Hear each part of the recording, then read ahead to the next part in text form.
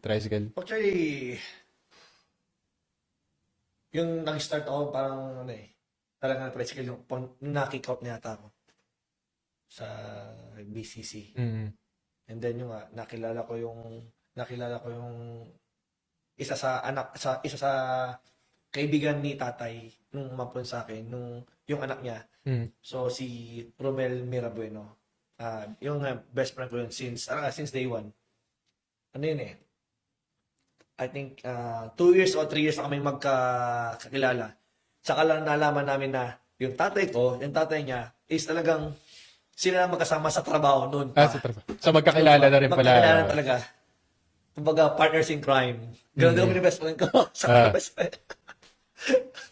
Ayun. Tsaka, shoutout kay parang Ronnie. Talagang, yun na doon po ako sa binuha naglalabas ng tricycle. Talagang, sila yung talagang kasama ko. Sila talaga yung talagang sanggan